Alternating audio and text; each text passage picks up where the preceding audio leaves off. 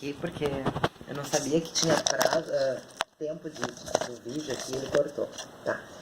Então, alteração do diurno para noturno, retomando, né? Como regra, é ilícita.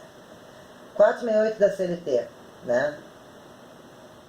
O que fala ali? Entrou o parágrafo 2º, que não dá direito a incorporar a gratificação. A gente já tinha falado isso também, né? Que havia a possibilidade da gratificação do trabalho ser incorporada no salário depois de um período, né? Do 468.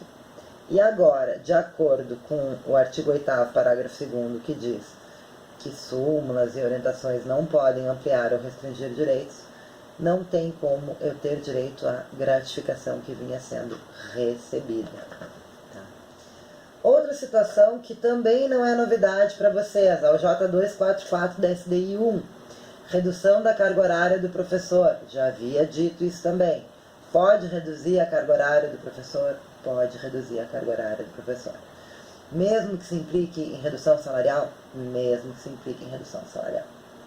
Falei até na aula passada, né, gente? Acho que foi.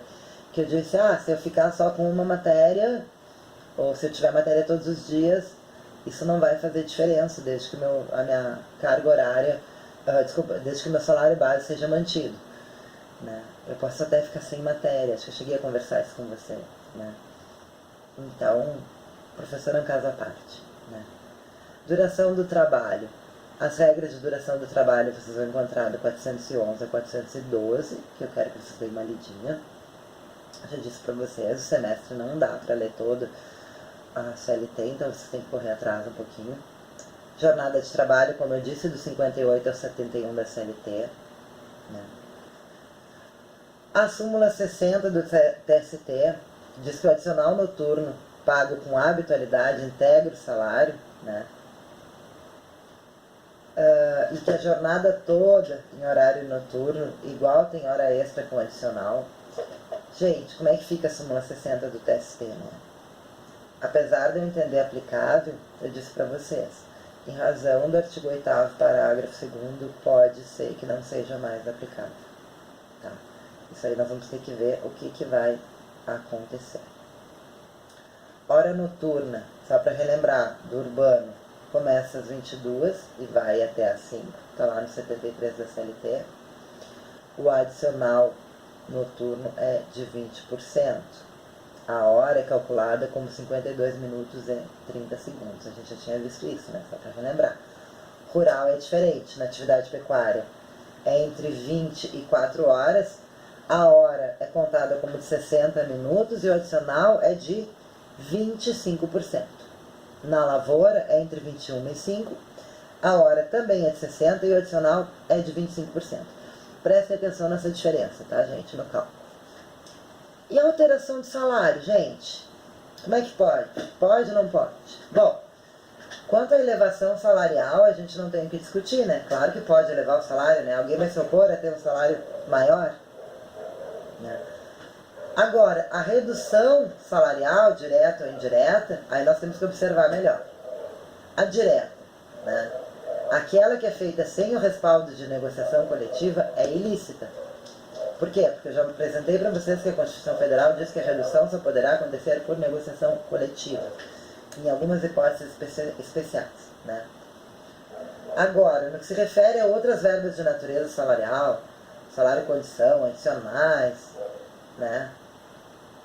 Essa vedação não subsiste, né?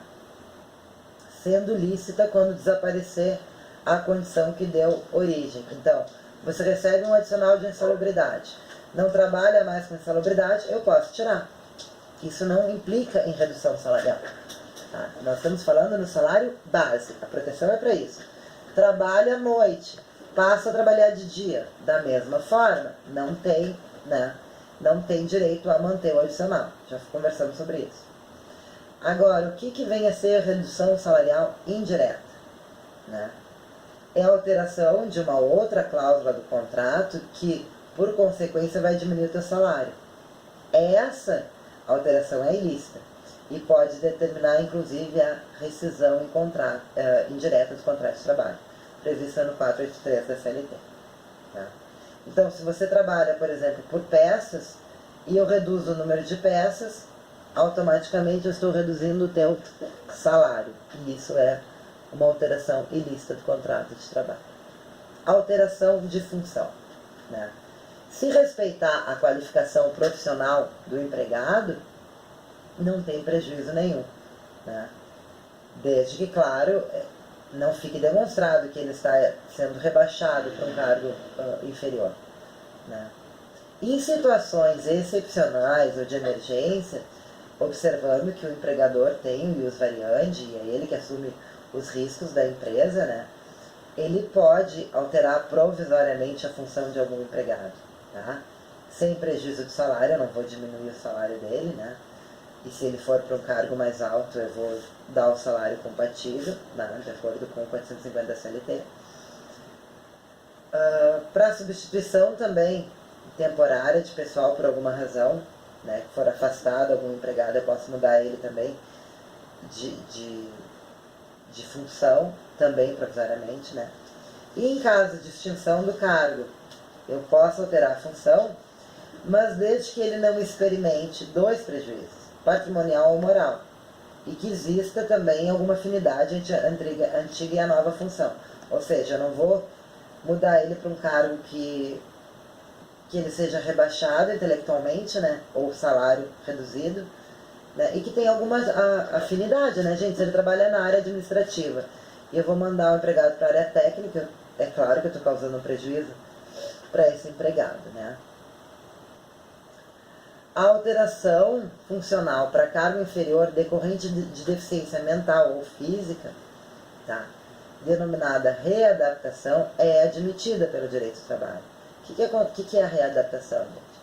A readaptação é quando você esteve, então, em auxílio, doença acidentário, passou por um tempo, então, né, encostado, como a gente diz, na Previdência Social, e ao final se constatou que você teve redução da sua capacidade laborativa, que você não vai conseguir mais realizar a mesma atividade que realizava antes do acidente. O que acontece nessa situação?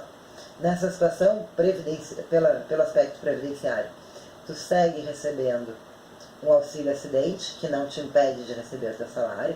O auxílio acidente é aquele que eu já expliquei para vocês, que é uma parcela que visa indenizar a diferença salarial